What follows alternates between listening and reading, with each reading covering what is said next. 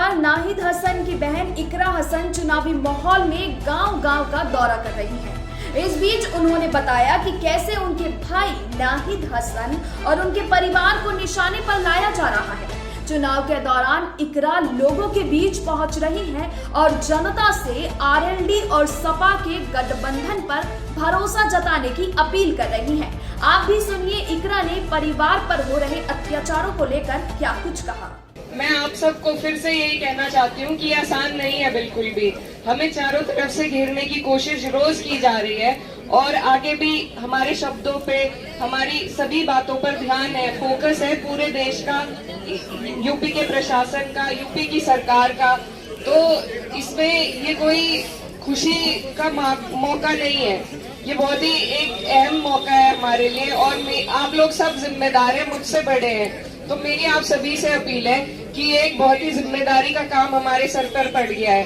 भाई होते, अम्मी होती तो बात अलग थी, लेकिन जितनी चारों तरफ से ये घेरने की कोशिश कर रहे हैं, अगर ये लोग उसमें कामयाब हो गए तो हम उनके चंगुल को तोड़ नहीं पाएंगे।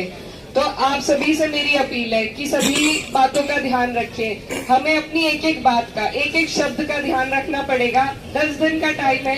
मेरी आप सबसे हाथ जोड़कर अपील है कि कोई भी ऐसी बात ना कहे, कोई भी ऐसी हरकत ना करे जिससे कोई चिंगारी भड़कने का काम हो। और आज जैसे कल जो टिप्पणी हुई आप सभी ने देखी होगी, मेरे भाई यहाँ पे रहे भी नहीं, फिर भी उन पर तरह तरह के इल्जाम लगाए जा रहे हैं। वो अंदर से किसी को क्या धमकी दे रहे हैं, उनका क्या कसूर था या मेरी अम्मी का क्या कसूर था। तो बस यही कि राजनीति सभी लोग करते हैं, उसी तरह की हम भी करते आ रहे हैं, लेकिन इनको घेर लिया गया है और मैं अकेली हूँ आपके सामने, और मैं अकेली हूँ आप सबके सामने। मेरी आप सबसे यही अपील है कि आप लोग सभी खड़े हो जाएं, इस चुनाव को मजबूती से लड़ाएं और मेरा साथ दें। और जो अहम बात है, अगर हमारी लीड 1-2 हजार की हो गई तो मुझे इस बात का डर है कि ये लोग उसे वहीं के वहीं खत्म करने का काम करेंगे। तो अगर आप लोग सब हमारे से हमदर्दी रखते हैं तो आप लोगों को अपनी परसेंटेज बढ़ानी पड़ेगी। हमारा जो ये जीत की गुंजाइश है उसको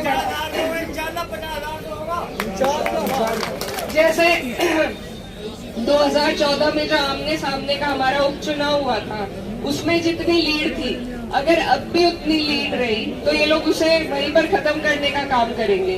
तो हमें अपने चुनाव में मजबूती दिखानी है।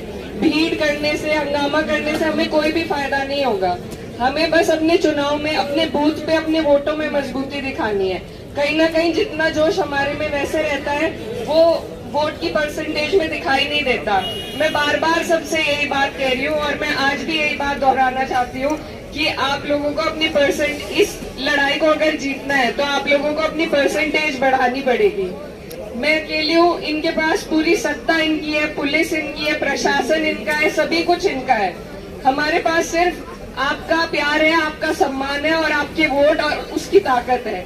उसी के इस्तेमाल से हम इन्हें हरा पाएंगे। बाकी कोई बात मैं इन्हें नहीं कहूंगी। ये जो भी कह रहे हैं हम अभी चुपचाप सहेंगे, लेकिन हम वोट के जरिए इनको जवाब देने का काम करेंगे और उसमें मुझे आप सबकी जरूरत पड़ेगी और सभी से दुआओं की बहुत बहुत दरखास्त है। अस्सलाम वालेकुम। चुनावी यात्रा के दौरान इकरा हसन लोगों के बीच पहुंचकर बता रही हैं कि कैसे उनके परिवार को परेशान किया गया। साथ ही आने वाले समय में अगर आरएलडी और सपा का गठबंधन चुनावी पारी जीत जाता है तो राज्य में किस तरीके से सुधार किया जाएगा।